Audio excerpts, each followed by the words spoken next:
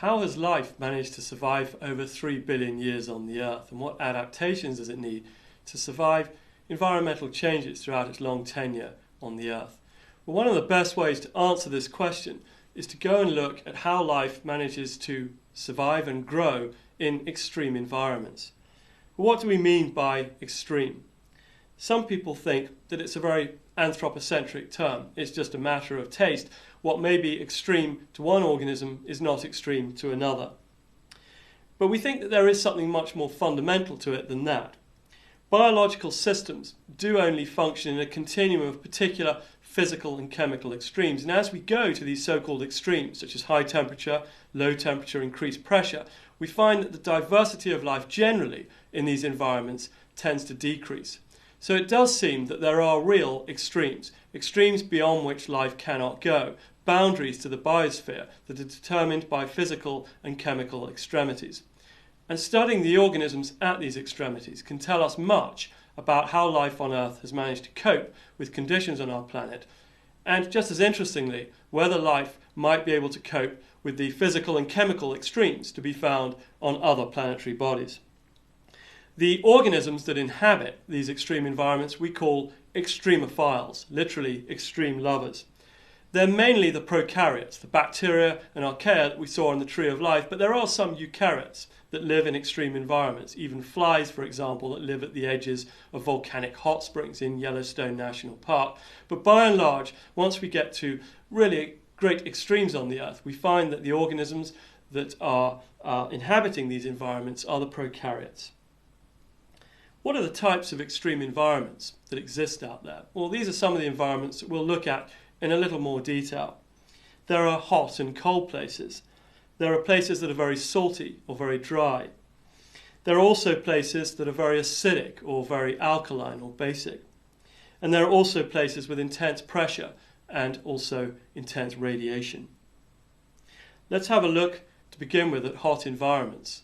There are many hot environments on the Earth that harbour life. A good example is deep-sea hydrothermal vents, places where reduced fluids containing sulfides and other types of chemicals are spewing out from the crust of the Earth into the oceans. And these hydrothermal vents can be producing water well over 100 degrees centigrade because of the high pressure in the deep oceans.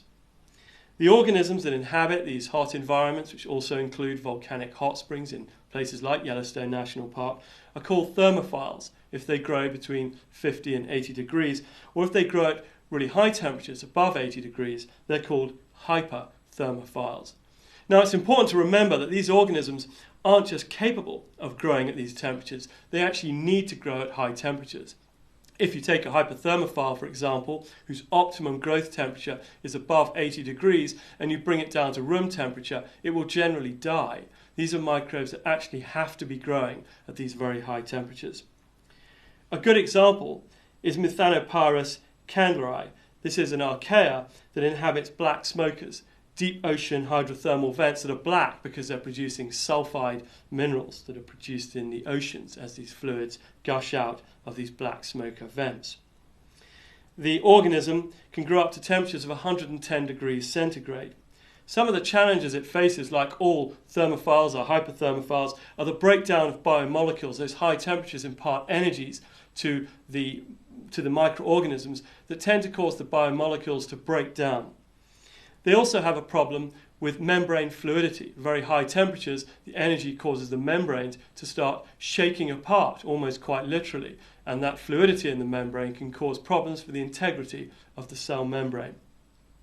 How does it deal with these challenges, with living in these high temperature environments? Well, two of the ways it deals with this is by evolving thermostable proteins and enzymes, enzymes being biological catalysts involved in carrying out chemical reactions in the cell. These proteins have extra chemical bonds and other types of features that maintain their stability at these very high temperatures. It turns out that these proteins or catalysts, these enzymes, have commercial uses as well. For example, thermostable catalyst enzymes are used in biological washing powder. One of the reasons why your washing powder can work at high temperatures is because it contains proteins or enzymes from microorganisms that have been isolated from hydrothermal springs, volcanic hot springs. So you see we can use these thermostable enzymes and proteins for some very prosaic but commercially useful applications. Other adaptations include changes to the cell membranes and composition to allow those membranes to maintain stability at high temperatures. Microorganisms have also been found in freezing environments, such as the depths of Antarctic ice sheets. This is an example of a deep lake in the Antarctic ice sheet called Vostok, and just above that lake are microorganisms in the ice, in the accretion ice that forms above that deeply buried lake. In these sorts of ice sheets, microorganisms adapted to cold conditions can grow, and these are called psychrophiles, microorganisms that can grow at temperatures of less than 15 degrees centigrade. What are the challenges of living in a cold environment? Well, one challenge, of course, is membrane damage from ice. If ice crystals form in the cell, it can damage the membranes. Another problem is decreased membrane fluidity. At very cold temperatures, the lipids literally begin to solidify, a bit like if you put butter in your fridge. It begins to go a lot more solid. Those fatty acids, those lipids in the cell membranes begin to solidify at very cold temperatures and reduce the fluidity of the membrane that's necessary for the cell to export materials and import nutrients. Another obvious problem in freezing environments is the availability of liquid water. Much of it is frozen up in ice, and so organisms can have trouble getting hold of the liquid water that they need to carry out biochemical reactions. So how is it that these microbes can adapt to these extremely cold conditions? Well, one way in which they adapt is by altering their membrane composition. A bit like the microbes living at high temperatures, they need to change the composition of the membranes to maintain their fluidity at low temperatures. One way in which they can do this is to incorporate more unsaturated fatty acids into their membranes. These unsaturated fatty acids have kinks in the membrane structure that pushes apart the membrane and makes it more fluid under cold conditions. Some of these microbes and other organisms also have antifreeze agents, such as sugars, and these sugars prevent ice crystals from forming in the cells and reduce the chances of ice crystals forming and damaging the membranes, another way in which they can circumvent the problems of growing at very low temperatures. So that's hot and cold environments. What about salty and dry environments? Well, microorganisms have been found that can inhabit very salty environments, such as microbes that live in the Dead Sea and in deposits of salt around the Dead Sea. These are called halophiles, and these halophiles, literally salt lovers, can grow at salt concentrations between 15 and 37%. Microbes that live in deserts, also capable of tolerating very dry conditions, and these are called xerophilic microbes. You can find them in the deserts of the Atacama, the Sahara, and other dry and desiccated environments of the earth. The challenges of living in salty and dry conditions are actually quite similar. One problem is osmotic pressure and water availability. In very high salt concentrations, the salt has the tendency to pull water out of the cells by the process of osmosis. So cells have a problem in hanging on to their liquid water. And of course, in dry deserts, the problem is also the water tends to evaporate, which causes problems for the maintenance of water in the cell, but also osmotic effects in very dry conditions. Another challenge faced by microbes in both salty and dry environments is membrane integrity, maintaining the integrity of the membranes and preventing them from falling apart under these very high salt concentrations that tend to disrupt biomolecules, and under very dry conditions, where the dry conditions also tend to cause disruption to the membranes, the lack of water. How do organisms adapt to these very extreme salty and dry conditions?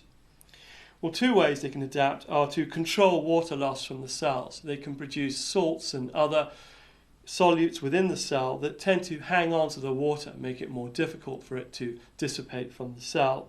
Another way in which they can deal with these extreme conditions is to go into a state of dormancy. When they're dormant, they're not active, but it allows them to wait around until conditions improve. This is particularly the case for microbes living in deserts, where they may want to go dormant and wait until liquid water becomes available, and they can reproduce and grow again, and then go into a state of dormancy when it dries up. Microbes have also been found that live at extremes of pH. For example, the Rio Tinto River in Spain has pHs down to 0.4. High concentration of protons in the water makes it very, very acidic.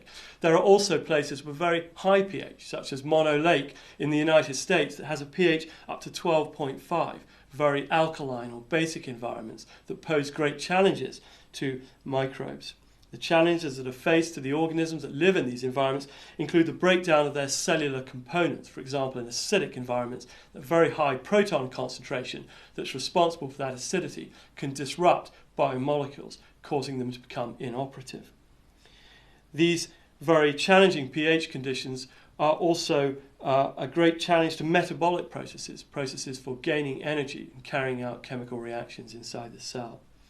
How do cells adapt to these extreme pHs? Well, one way in which they can adapt is to regulate the pH inside the cell in order to make it neutral. So, for example, a microorganism living in very acidic environments will pump out protons from the cell and maintain the inside of the cell at near neutral pH. And at neutral pH, the biomolecules are much more stable and metabolic processes can proceed without disruption. In other words, these cells really don't like to be in an acidic environment, but they can change their internal conditions such that they can survive and grow in acidic environments without the acid on the outside of the cell affecting cellular reactions inside the cell. This is a really ingenious way by which cells can survive and grow in acidic conditions, and similar sorts of processes are also found in very alkaline environments. Organisms have also adapted to life under high pressure. In fact, many of the habitats on the Earth for life are actually at high pressure. Two examples are the deep oceans and the deep crust of the Earth. In the deep oceans, many of the trenches are at great depths, such as the Mariana Trench at 11 kilometers depth, and here pressures exceed 1,000 atmospheres. The microbes that can live in these environments are called pesophilic microbes, literally pressure-loving microbes. In fact, at the current time, we don't know what the upper pressure limit for life is, but certainly they can survive at the high pressures to be found in these deep ocean trenches. Microbes are also found in the deep crust, living in rocks, kilometers underneath the surface of the Earth. The challenges of living at high pressure are the pressures cause the tight packing of molecules and the loss of fluidity in cell membranes.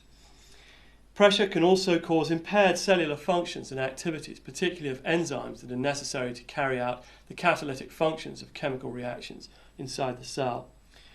How do organisms adapt to live at these high pressure environments in the deep oceans or in the crust? Well, one way in which they can adapt is by changing gene expression. They can produce, for example, molecules that enhance the uptake of nutrients and other elements that they need for growth across the cell membrane, and thereby adapt to these challenging environments under high pressure. They can also change their membrane structure, for example, by introducing unsaturated fatty acids to increase membrane fluidity under high pressures. And you'll notice that unsaturated fatty acids were also the way in which microbes can adapt to low temperatures. So some of the mechanisms that organisms use to adapt to one extreme are also used to adapt to other extremes. They can be common responses to different environmental extremes. We might think about one of the most extreme environments known to man, and that is the conditions of outer space. Can microorganisms survive in outer space? Space is characterized by extremes of radiation, freezing temperatures, desiccation, and no oxygen. A few years ago, my own laboratory launched rocks into Earth orbit. And these rocks were bolted onto the outside of the International Space Station, and we brought them back to Earth a year and a half later to see whether anything had survived in space. And we found a single microorganism, a Gleyocapsa, which is a type of cyanobacterium, a photosynthetic microorganism that was capable of surviving in the extreme conditions of space for a full year and a half.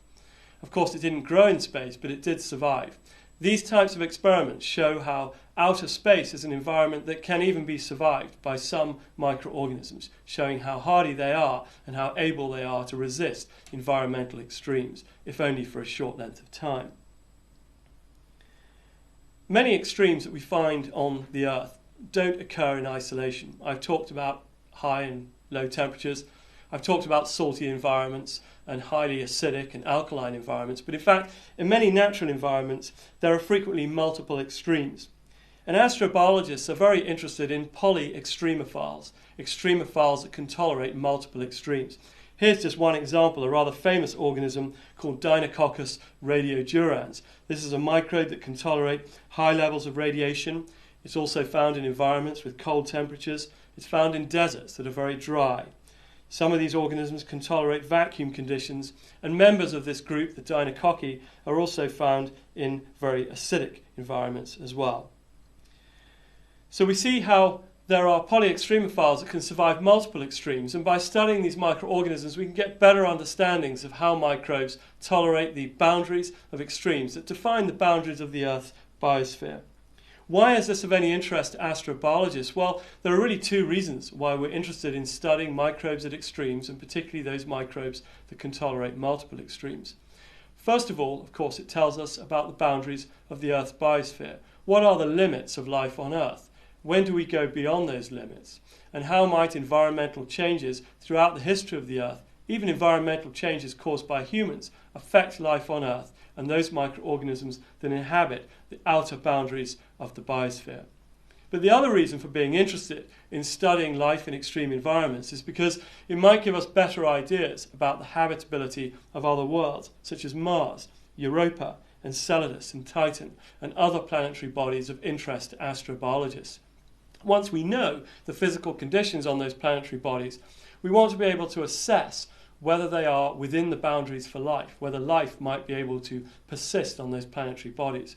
The only way in which we can do that is by studying microorganisms and life in general in extreme environments and seeing whether the extremes that we observe on other planetary bodies are extremes that can be tolerated by life forms that we know on the Earth. So the study of life in extreme environments is essential for assessing habitability, the ability of other planetary bodies to harbour life. So what have we learned in this lecture? We've learned that extremophiles are organisms that tolerate or require physical and chemical extremes in order to be able to survive or grow and reproduce. We've learned that although extremophiles span all major domains of life, most of them come from the prokaryotes, bacteria and archaea. We've learned that adaptations to extreme conditions sustain cell integrity and function, frequently via modifications to the cell membrane and molecules such as proteins and enzymes, catalytic molecules in cells. We've learned that interactions between multiple extremes may influence extremophile growth and survival. The study of life in extreme environments is pivotal to understanding the emergence of life on the Earth and understanding the boundaries for life in the universe at large. And finally, we've also learned that molecules isolated from extremophiles may also have commercial and industrial use.